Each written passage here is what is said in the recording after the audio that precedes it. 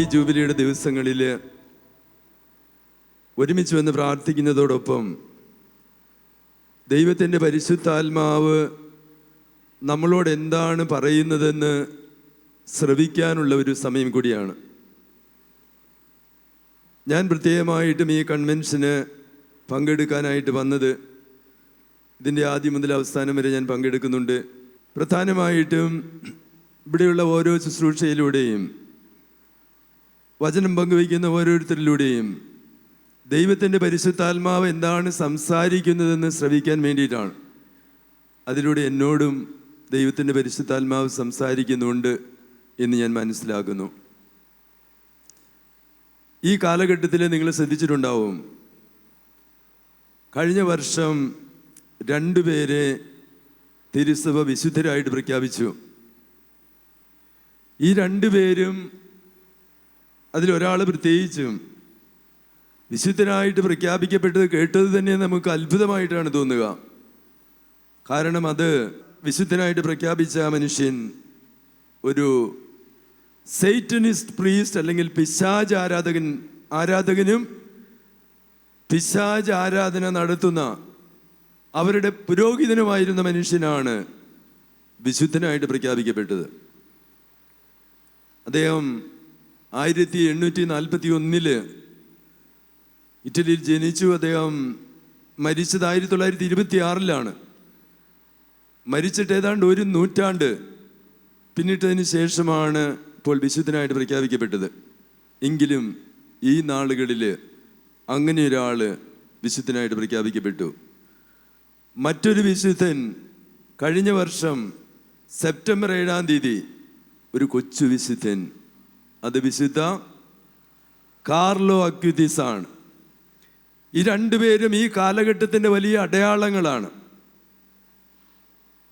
വിശുദ്ധ കാർലോ അക്വിതിസ് എന്തുകൊണ്ട് അങ്ങനെ ഒരു ടീനേജറിനെ ദൈവം ഇത്ര പെട്ടെന്ന്, നമുക്കറിയാം കാർലോ അക്വിതിസ് മരിച്ചത് 2006 1991 ജനിച്ചു, 2006 15-ാമത്തെ വയസ്സിൽ മരിച്ചു. വളരെ പെട്ടെന്ന് 2020 വാഴ്ത്തപ്പെട്ടവനായിട്ട് പ്രഖ്യാപിക്കപ്പെട്ടു. 2025 വാഴ്ത്തപ്പെട്ടവനായിട്ട് പ്രഖ്യാപിക്കപ്പെട്ടു. വെറും 5 വർഷം കഴിഞ്ഞപ്പോൾ വിശുദ്ധനായിട്ടും പ്രഖ്യാപിക്കപ്പെട്ടു. ദൈവത്തിന്, പരിശുദ്ധാത്മാവിന് പ്രത്യേകമായ ഒരു സന്ദേശം അതുവഴി ലോകത്തിന് നൽകാനുണ്ട്. ഇന്ന് വളരെയേറെ യുവജനങ്ങളും കുട്ടികളും മുതിർന്നവരും സമർപ്പിതരും ഒക്കെ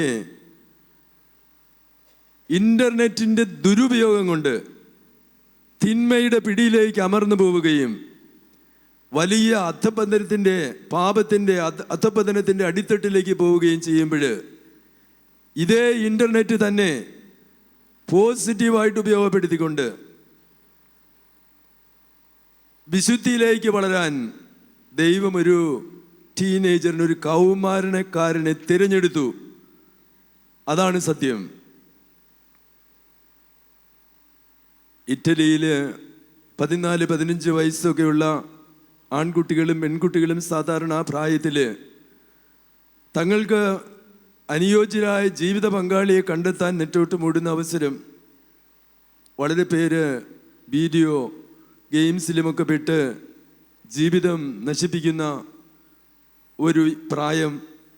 അങ്ങനെയൊക്കെയുള്ള പ്രായത്തിൽ ഈ കാർലോ അക്വിതിസിന് 7-ാമത്തെ വയസ്സിൽ തന്നെ വിശുദ്ധ കുർബാന സ്വീകരിക്കാൻ സാധിച്ചു.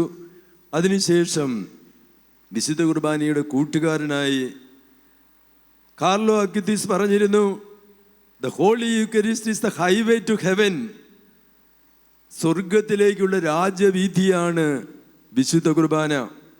യാത്ര ചെയ്യുമ്പോൾ ഏത് വഴിക്ക് പോയാലും അവിടെ ഒരു ദേവാലയം ഉണ്ടെങ്കിൽ അവിടെ കയറി ഒരു നിമിഷം ഈശോയ്ക്ക് നന്ദി പറഞ്ഞ് ഈശോയെ ആരാധിച്ച് കടന്നുപോയ ഒരു കൊച്ചു വിശുദ്ധൻ.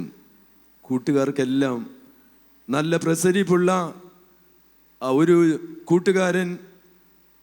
ക്രിക്കറ്റും സൈക്ലിങ്ങും ഒക്കെ അവൻ്റെ സന്തോഷ വിനോദങ്ങളായിരുന്നു. പക്ഷേ കൂട്ടുകാരുടെ ഇടയിൽ അവൻ ചെയ്ത വ്യത്യസ്തമായ ഒരു കാര്യം, ആരെങ്കിലും ദുഃഖിച്ചിരിപ്പുണ്ടെങ്കിൽ അവൻ കണ്ടെത്തും, ആശ്വസിപ്പിക്കും. സാമ്പത്തിക ബുദ്ധിമുട്ടുള്ളവർക്ക് ആരും അറിയാതെ പോക്കറ്റിൽ നിന്ന് ബുക്ക് മേടിക്കാനോ മറ്റെന്തെങ്കിലും വാങ്ങാനോ ഒക്കെ പൈസ വേണമെങ്കിൽ കൊടുക്കും. അങ്ങനെയൊക്കെ എല്ലാവരുടെയും പ്രിയപ്പെട്ടവനായിട്ട് വളർന്നു വന്ന കാർലോ അക്വിറ്റീസ് നമുക്കറിയാം. 15 വയസ്സിലേക്ക് അടക്കുമ്പോഴേക്കും തന്നെ ബ്ലഡ് ക്യാൻസറിന് വിധേയനായി. ഡോക്ടർ പറയുകയാണ് മാതാപിതാക്കളോട്, ഈ കുട്ടി ഇനി 3 മാസത്തിലധികം ജീവിക്കില്ല. ഏക മകനാണ് മാതാപിതാക്കളുടേത്, വേറെ മക്കളില്ല. പൊട്ടിക്കരയാൻ തുടങ്ങിയ അമ്മയോട് മകൻ പറയുകയാണ്, അമ്മ എന്തിനാ വിഷമിക്കുന്നേ? ഞാൻ മരിച്ചാൽ ഈശോയുടെ അടുക്കലേക്കാണ് പോകുന്നത്. അവനത് സന്തോഷമാണ്. അതോടൊപ്പം തന്നെ സാധാരണ ഒരു കുട്ടി പറയാത്ത ഒരു കാര്യം അവൻ പറഞ്ഞു. വലിയ വേദനകളൊക്കെ ഈ രോഗത്തിൻ്റെ ഫലമായിട്ടുണ്ടാകുമ്പോൾ ഡോക്ടറൊക്കെ വിഷമിപ്പിച്ചാണ് ഈ കുട്ടിയെ എങ്ങനെ ആശ്വസിപ്പിക്കുമെന്ന് ചിന്തിക്കുന്നു. പക്ഷെ അവൻ സുസ്മേരവദനായിട്ട് അവരോടൊക്കെ പറഞ്ഞു, ഞാൻ തിരുസഭയ്ക്കും മാർപ്പാപ്പയ്ക്കും വേണ്ടി ഈ സഹനങ്ങൾ കാഴ്ചവെക്കുന്നു. അത് പരിശുദ്ധാത്മാവാണ് അവനെ കൊണ്ട് അങ്ങനെ പറയിപ്പിച്ചത്. മറ്റൊരിക്കലും അങ്ങനെ ഒരു കുട്ടിക്ക് അങ്ങനെ പറയാൻ പറ്റില്ല. പരിശുദ്ധാത്മാവ് പറയിപ്പിച്ചു. ഇനി അവൻ മരിച്ച് നമുക്കറിയാം. വളരെ പെട്ടെന്ന് വാഴ്ത്തപ്പെട്ടവനും വിശ്വസ്തനുമായി പ്രഖ്യാപിക്കപ്പെട്ടു. ഈ സാത്താൻ ആരാധകനായിരുന്ന ബെർത്തോളോ ലോങ്കോ ഒരു അഡ്വക്കേറ്റ് ആയിരുന്നു. ആ കാലഘട്ടത്തിൽ ഇറ്റലിയിൽ വിശ്വാസത്തിൻ്റെ വലിയ തകർച്ചയുണ്ടായ കാലഘട്ടം, 19ാം നൂറ്റാണ്ടിൻ്റെ അവസാന ഘട്ടം, 20ാം നൂറ്റാണ്ടിൻ്റെ ആരംഭം കാലത്തിലാണ് അദ്ദേഹം ജീവിച്ചിരുന്നത്. ശരിയായ വിശ്വാസത്തിൽ നിന്ന് വിശ്വാസികൾ തന്നെ അകന്നുപോയപ്പോൾ ഈ ചെറുപ്പക്കാരനും അങ്ങനെയൊക്കെയുള്ള മന്ത്രവാദം, സാത്താൻ ആരാധന ഇതിലൊക്കെ പെട്ടുപോവുകയാണ്. പക്ഷെ വളരെ വൈകാതെ തന്നെ അവനത് തിരിച്ചറിഞ്ഞു, തെറ്റാണ്. അതുകൊണ്ട് തിരിച്ചറിഞ്ഞ് അതിൽ നിന്ന് പിന്മാറി ഏതാണ്ട് 5-8 വർഷമാണ് ഇതിൽ അദ്ദേഹം പെട്ടിരുന്നത്. പിന്നെ തിരിച്ചു വന്ന് പശ്ചാത്തപിച്ച് കുമ്പസാരിച്ച് അദ്ദേഹം ഒരു തീരുമാനമെടുത്തു. ഇനി മുതൽ പരിശുദ്ധ ദൈവമാതാവിൻ്റെ ജപമാല ഭക്തിയുടെ ഒരു പ്രചാരകനാകും.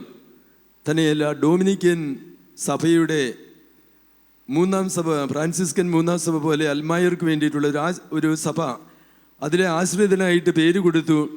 പിന്നീട് മാതാവിൻ്റെ ഈ ജപമാല ഭക്തി എല്ലാവരിലൂടും പറഞ്ഞ് പഠിപ്പിക്കുകയും പരസ്യമായിട്ട് തന്നെ ജപമാല ചൊല്ലുന്ന പ്രോത്സാഹിപ്പിക്കുകയും അങ്ങനെ ഒരു വിശുദ്ധ ജീവിതം നയിക്കുകയും ചെയ്ത മരിച്ച മനുഷ്യനാണ്. പ്രിയപ്പെട്ടവർ, നമ്മളിന്ന് സുവിശേഷത്തിൽ വായിച്ചു കേട്ട വചനങ്ങൾ കർത്താവായ ഈശോ തൻ്റെ പരിസ്ഥിതി ജീവിതത്തിൻ്റെ അവസാന ഘട്ടത്തിലെത്തുകയാണ്. ആ അവസരത്തിൽ പ്രിയപ്പെട്ട ശിഷ്യന്മാരോട് പറയുകയാണ്, നമ്മളിത് അവസാനമായിട്ട് ജെറൂസലേമിലേക്ക് പോവുകയാണ്. ജെറൂസലേമിൽ ചെന്നാൽ മനുഷ്യപുത്രൻ ഒറ്റിക്കൊടുക്കപ്പെടും, പീഡിപ്പിക്കപ്പെടും. അവനെ അവർ മർദ്ദിക്കുകയും മുഖത്ത് തുപ്പുകയും അവസാനം കുരിശിൽ തറയ്ക്കുകയും ചെയ്യും. എങ്കിലും മരിച്ച അവൻ 3ാം ദിവസം ഉയർത്തെഴുന്നേൽക്കും. അത് കേട്ടപ്പോൾ പത്രോസിന് അത് സഹിക്കാൻ പറ്റുന്നില്ല. അയ്യോ കർത്താവേ, അങ്ങനെ ഒന്നും സംഭവിക്കരുത് എന്ന് പറഞ്ഞുകൊണ്ട് ഏറ്റവും വിശ്വസ്തനായ പത്രോസ് ഈശോയെ പിന്തിരിപ്പിക്കാൻ ശ്രമിച്ചപ്പോൾ ഈശോ വളരെ കടുത്ത ഭാഷയിൽ തൻ്റെ ശിഷ്യനോട് പറയുകയാണ്, സാത്താനെ നീ ദൂരെ പോവുക, നിന്റെ ചിന്ത ദൈവികമല്ല. നമ്മൾ ഓർക്കണം, ഈ പത്രോസും ശിഷ്യന്മാരുമൊക്കെ അതുവരെ നമ്മുടെ ഈ കഴിഞ്ഞ 50 വർഷത്തെ പന്തകുസ്ത അനുഭവം പോലെ കരിസ്മാറ്റിക്കിൻ്റെ സന്തോഷം, ഒത്തിരി പേര് ധ്യാനത്തിൽ പങ്കെടുക്കുന്നു, അത്ഭുതങ്ങൾ നടക്കുന്നു, ധ്യാന സെൻറ്ററുകൾ ഉണ്ടാവുന്നു. നമ്മൾ തന്നെ ശുശ്രൂഷ മേഖലയിൽ വളരെ വർഷങ്ങൾ ഇങ്ങനെ പ്രവർത്തിച്ചു, അത്ഭുതങ്ങളും അടയാളങ്ങളും നടക്കുന്നു. അങ്ങനെയൊക്കെയുള്ള വലിയ സന്തോഷത്തിലായിരുന്നു ശിഷ്യന്മാരും. പക്ഷെ ഇപ്പോൾ ഈശോ പറയുകയാണ്, എൻ്റെ ബലി പൂർത്തിയാകാൻ, എൻ്റെ ദൗത്യം പൂർത്തിയാകാൻ ഞാൻ ഈ ജെറൂസലേമിലേക്ക് പോകണം, അവിടെ പീഡാനുഭവങ്ങൾക്ക് വിധേയനാകണം, കുരിശിലും മരിക്കണം. അങ്ങനെയാണ് മനുഷ്യകുലത്തിന് മുഴുവൻ പാപത്തിന് പരിഹാരം ചെയ്യാനുള്ള തൻ്റെ ദൗത്യം പൂർത്തിയാവുക. പക്ഷെ 3ാം ദിവസം ഉയർത്തെഴുന്നേൽക്കും. അവർക്കൊട്ടും മനസ്സിലായില്ലത്. നമുക്കറിയാം, അത് കഴിഞ്ഞ് ഈശോ കുരിശിൽ മരിച്ചപ്പോഴെല്ലാം തീർന്നു, തകർന്നു. അവൻ അവസാനം ജെറൂസലേം പട്ടണത്തിലേക്ക് ചെല്ലുമ്പോൾ ദാവീദിന്റെ സിംഹാസനത്തിൽ രാജാവാകുമെന്ന് പോലും കരുതിയിരുന്നവരാണ് ശിഷ്യന്മാർ. വലിയ നഷ്ടബോധത്തോടെ ഇരിക്കുന്ന ശിഷ്യന്മാർ, അവരുടെ സംസാരം എമ്മാവൂസിലേക്ക് പോയ ശിഷ്യന്മാരിൽ നമ്മൾ കേൾക്കുന്നുണ്ട്. അപ്പോൾ ഈശോ തന്നെപ്പറ്റി പറഞ്ഞിരുന്ന പ്രവാചക വചനങ്ങൾ ഓരോന്നും അവരോട് പറഞ്ഞുകൊണ്ട് അതെല്ലാം എന്നിൽ നിറവേറേണ്ടിയിരുന്നു, അവനിൽ നിറവേറേണ്ടിയിരുന്നു എന്ന് സംസാരിച്ച് അവസാനം അവർ താമസിക്കേണ്ട വീട്ടിലെത്തിയപ്പോൾ ഈശോ തന്നെ അപ്പമെടുത്ത് ആശീർവദിച്ച് മുറിക്കുകയാണ്.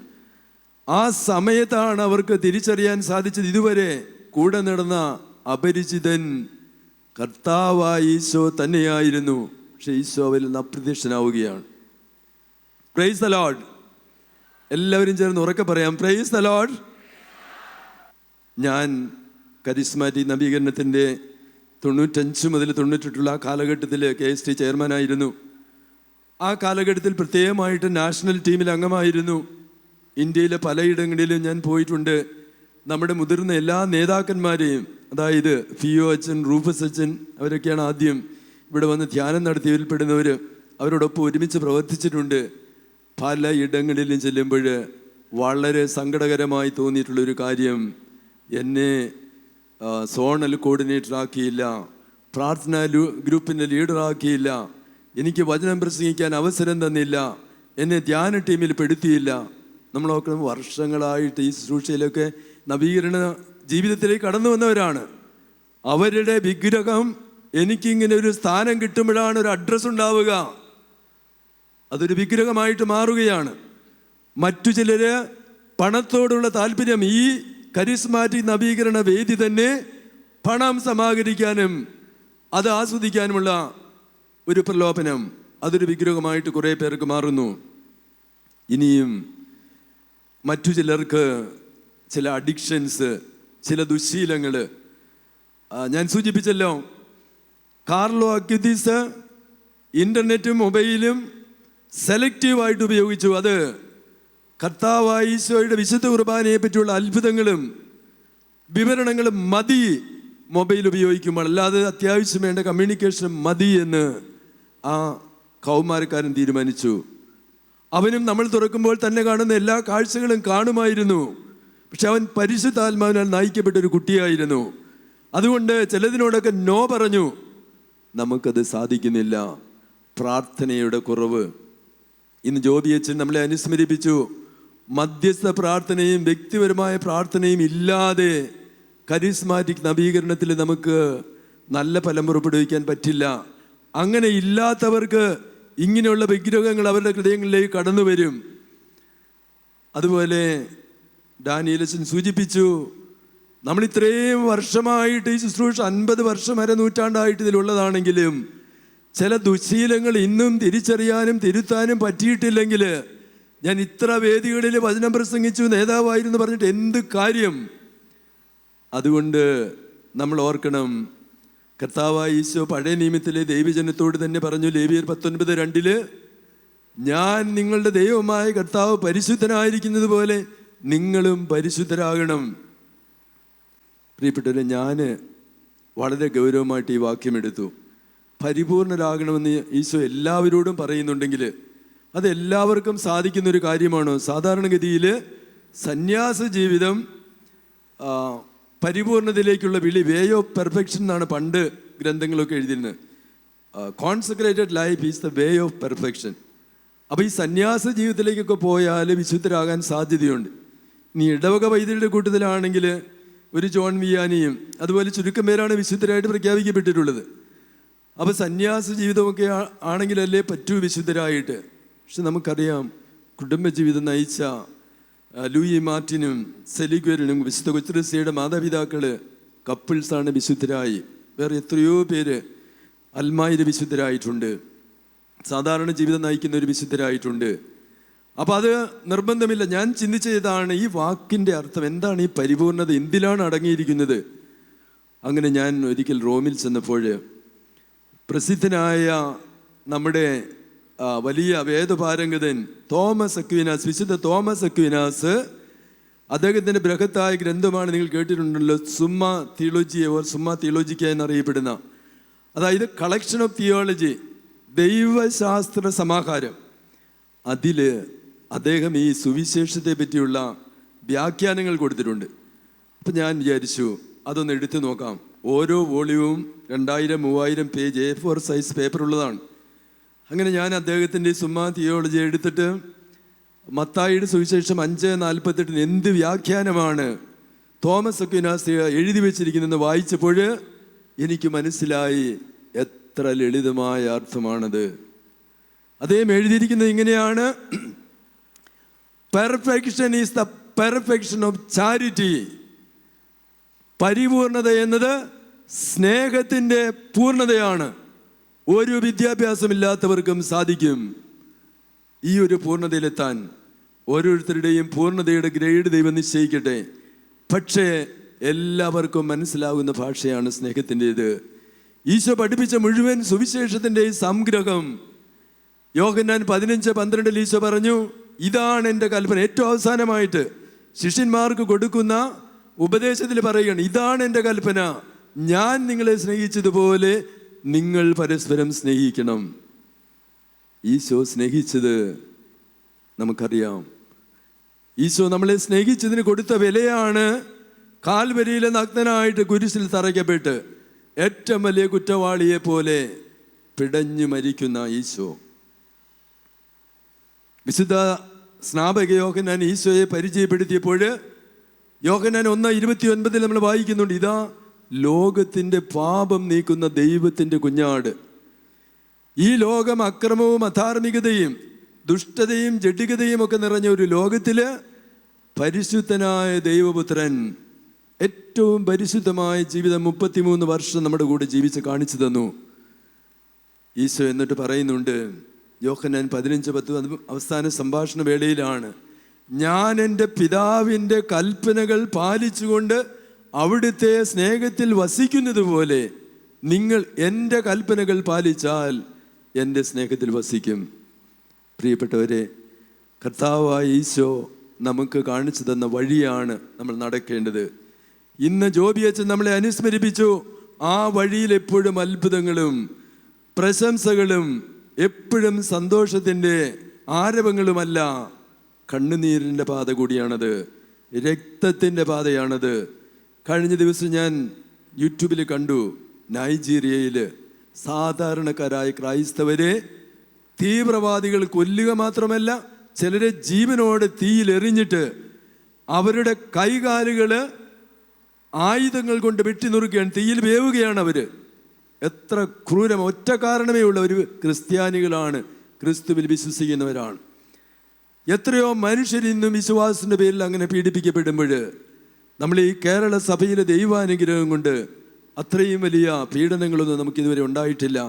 നമുക്ക് ആ കാര്യത്തിൽ പറയാവുന്ന 2 പേരുണ്ട്. ഒന്ന് ദേവസഹായം പിള്ള, വിശുദ്ധ ദേവസഹായം പിള്ള. യഥാർത്ഥത്തിൽ വിശ്വാസത്തിൻ്റെ പേരിൽ രക്തസാക്ഷിയാക്കപ്പെട്ടു. പിന്നെ വാഴ്ത്തപ്പെട്ട റാണി മരിയ. നമ്മൾ ഓർക്കണം, അതുകൊണ്ട് നമ്മൾ ഇനി കരിസ്മാറ്റിക് നവീകരണത്തിൻ്റെ പുതിയ വഴി, ശിഷ്യത്വത്തിൻ്റെ വഴി, കർത്താവിൻ്റെ കുരിശ് വഹിച്ചുകൊണ്ട് സഹനത്തിൻ്റെ വഴിയിലൂടെ നടക്കാൻ നമ്മൾ തുടങ്ങണം. അത് കണ്ണുനീരിൻ്റെയും രക്തത്തിൻ്റെയും വഴിയിൽ നടക്കാൻ തുടങ്ങുമ്പോൾ നമ്മൾ ഓർക്കണം, ശിഷ്യന്മാര് പന്തക്കുസ്ത അനുഭവത്തിന് ശേഷം അവർ പ്രവർത്തിച്ചപ്പോഴാണ് കർത്താവ് പ്രസംഗിച്ചതിനേക്കാൾ കൂടുതൽ ആളുകൾ വിശ്വാസത്തിലേക്ക് വന്നു. പത്രോസിൻ്റെ ഒറ്റ പ്രസംഗത്തിൽ തന്നെ 3000 പേര് വിശ്വാസം സ്വീകരിച്ചു. കാരണം ഈശോ ആഗ്രഹിച്ചത്, ഞാൻ പ്രവർത്തിച്ചതിനേക്കാൾ ഏറെ കാര്യങ്ങൾ നിങ്ങൾ പ്രവർത്തിക്കും. തൻ്റെ ശിഷ്യരിലൂടെ പ്രവർത്തിക്കാൻ ഈശോ ആഗ്രഹിച്ചു. അതുകൊണ്ട് നമ്മൾ ഓർക്കണം, ഈ സഹനത്തിൻ്റെ വഴികളിലൂടെ നടന്ന് നമ്മളിനി കർത്താവിനെ മഹത്വപ്പെടുത്തണം. അത് പുതിയൊരു വഴി നമ്മൾ അങ്ങനെ തുടങ്ങേണ്ടിയിരിക്കുന്നു. ഒന്നാമത്തെ കാര്യം അതാണ്, ശിഷ്യത്വത്തിൻ്റെ വഴി, സഹനത്തിൻ്റെ, ത്യാഗത്തിൻ്റെ, നിരന്തരമായിട്ടുള്ള മധ്യസ്ഥ പ്രാർത്ഥനയുടെ വഴിയായിരിക്കണം ആ പുതിയ പാത നമ്മൾ തുടരണം. Praise the Lord, praise the Lord. അതോടൊപ്പം തന്നെ ഇനിയും സുവിശേഷം എത്താത്ത എല്ലാ ഇടങ്ങളിലും സുവിശേഷം എത്തിക്കാൻ നമുക്ക് സാധിക്കും. കൊച്ചു ത്രേസ്യ പ്രേക്ഷിതരുടെ മധ്യസ്ഥയായത് ലോകം മുഴുവനിലും പ്ലെയിനിൽ നടന്നിട്ടല്ല, തൻ്റെ മഠത്തിൽ മാത്രമായിരുന്നു കൊണ്ട് സകല മിഷണറിമാർക്കും വേണ്ടി ത്യാഗം സഹിച്ച് മധ്യസ്ഥ പ്രാർത്ഥന നടത്തിയത് കൊണ്ടാണ് ഇന്ന് പ്രേക്ഷിതരുടെ മധ്യസ്ഥയായിട്ട് അറിയപ്പെടുന്നത്. കുറേ പേർക്ക് മധ്യസ്ഥ പ്രാർത്ഥന നടത്താനായിരിക്കാം വിളി, കുറേ പേർക്ക് വചനം മറ്റിടയിൽ പോയി പ്രസംഗിക്കാനായിരിക്കാം, കുറേ പേർക്ക് ശാന്തമായ കുടുംബജീവിതത്തിലെ വിശ്വാസ സാക്ഷ്യമായിരിക്കാം കർത്താവ് ആവശ്യപ്പെടുന്നത്. പക്ഷെ അങ്ങനെയുള്ള സാക്ഷ്യം ആവശ്യമാണ്. പക്ഷെ നമ്മൾ ഓർക്കണം, ഇന്ന് റോമ 2:24 പറയുന്ന വാക്യം പൗലോസ് പറയുകയാണ്, നിങ്ങൾ നിമിത്തം ദൈവത്തിൻ്റെ നാമം വിജാതിയരുടെ ഇടയിൽ ദുഷിക്കപ്പെടുന്നു. ക്രൈസ്തവര് തന്നെ ക്രിസ്തു ശിഷ്യർക്ക് യോജിക്കാത്ത വിരുദ്ധ സാക്ഷ്യം, കൗണ്ടർ വിറ്റ്നസിങ് നടത്തുന്നു. അത് തന്നെ അക്രൈസ്തവർക്ക് പോലും ഇന്ന് അത്ഭുതമായിരിക്കുന്നു. ക്രൈസ്തവർ എന്തുകൊണ്ട് ഇങ്ങനെ ചെയ്യുന്നു? ഉദാഹരണങ്ങൾ ഞാൻ ചൂണ്ടിക്കാണിക്കുന്നില്ല, നിങ്ങളുടെ മനസ്സിലത് ഓർമ്മ വരുന്നുണ്ടാകും. വിരുദ്ധ സാക്ഷ്യങ്ങൾ കൂടുന്നു. അത് മാറണം. കർത്താവായ ഈശോയ്ക്ക് നമ്മൾ സാക്ഷ്യം വഹിക്കണം വിശുദ്ധ ജീവിതത്തിലൂടെ. മധ്യസ്ഥ പ്രാർത്ഥന നമുക്ക് കൂടുതലായിട്ടുണ്ടാവണം. ബോബിയച്ചൻ പറയുകയുണ്ടായി, പല പ്രതികൂല സാഹചര്യങ്ങളിലും ദൈവം എങ്ങനെ ഇടപെട്ടു, ആ ഇടപെടൽ ഉണ്ടാവണം സഭയിൽ, ലോകത്തിൽ. അതുപോലെ ഇത് സകല സൃഷ്ടികളോട് സുവിശേഷം പ്രസംഗിക്കപ്പെടുമെന്ന് ഈശോയാണ് വാഗ്ദാനം ചെയ്തത്. നടക്കുന്നത് ഏറ്റവും എളുപ്പമുള്ള വഴിയാണ് ഇന്ന് ഇൻ്റർനെറ്റ്. ആളുകൾക്ക് പോയി പ്രസംഗിക്കാവുന്നതിന് പരിധിയുണ്ട്. ഇൻ്റർനെറ്റിലൂടെ ലോകത്തിൻ്റെ ഏത് കോണിലും അത് എത്തിക്കാൻ പറ്റും. നമ്മുടെ ശാലോം ടി വിയും ഷെക്കിന ടി വിയും ഒക്കെ ഒത്തിരി കാര്യങ്ങൾ ആ വിധത്തിൽ, ആ മേഖലയിൽ ഈ മീഡിയ ഉപയോഗിച്ച് ചെയ്യുന്നുണ്ട്. ഒത്തിരി പേര് യൂട്യൂബിലൂടെ പ്രസംഗങ്ങളിലൂടെ അത് ഉപയോഗപ്പെടുത്തുന്നുണ്ട്. ഇനിയും കൂടുതലായിട്ടത് വേണം. കാരണം മീഡിയയിൽ ഒത്തിരി തിന്മയുടെ ആശയങ്ങൾ, നിരീശ്വര ചിന്തകൾ, തെറ്റായിട്ടുള്ള പ്രബോധനങ്ങൾ മീഡിയ നിറച്ചിരിക്കുകയാണ്. അതുകൊണ്ട് കൂടുതൽ യുവജനങ്ങളും മീഡിയ ഉപയോഗിക്കുന്നവർ മുമ്പോട്ട് വരണം. കർത്താവിൻ്റെ സുവിശേഷം ആകർഷകമായിട്ട് മീഡിയയിൽ കൂടുതൽ പ്രസൻറ്റ് ചെയ്യപ്പെടണം. ദൈവരാജ്യത്തിൻ്റെ സുവിശേഷ ലോകത്തിൻ്റെ അതിർത്തികൾ വരെ നമുക്ക് എത്തിക്കണം. ആ ഒരു ഉറച്ച തീരുമാനം നമ്മൾ എടുക്കാം. അതിൽ ഞാൻ പറഞ്ഞല്ലോ, ഓരോരുത്തരും വ്യത്യസ്ത വഴികളിലൂടെയാണ് ഈ ലക്ഷ്യം നേടേണ്ടത്. പക്ഷേ ഈ ഒരു ലക്ഷ്യം നമ്മുടെ എല്ലാവരുടെയും സ്വപ്നമാകണം.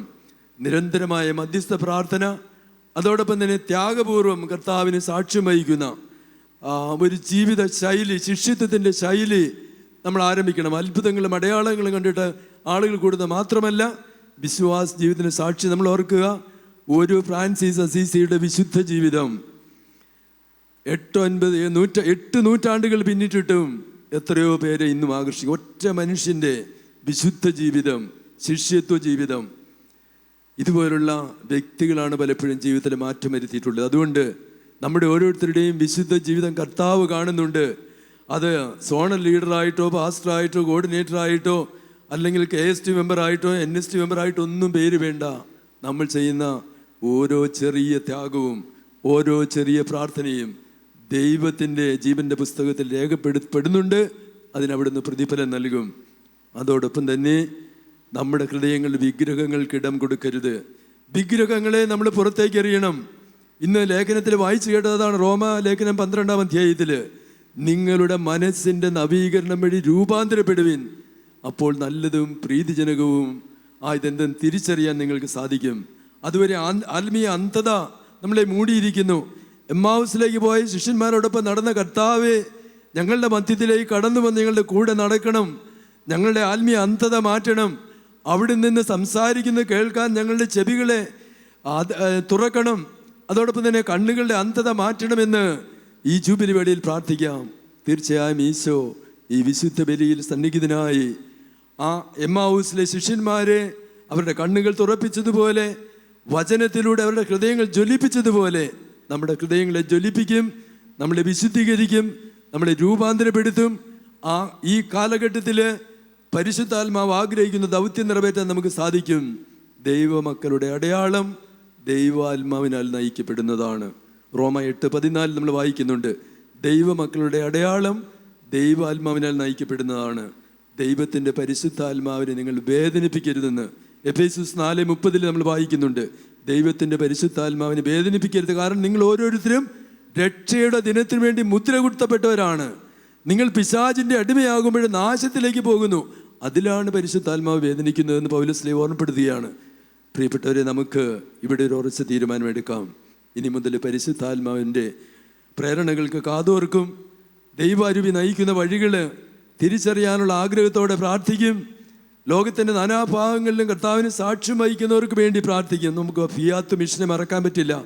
ലോകത്തിൻ്റെ പല ഭാഗങ്ങളിലായിട്ട് അറിയാത്ത ഭാഷകളിൽ സുവിശേഷം ബൈബിൾ അച്ചടിച്ച് പ്രസിദ്ധീകരിക്കുന്ന വലിയൊരു ശുശ്രൂഷയാണ്.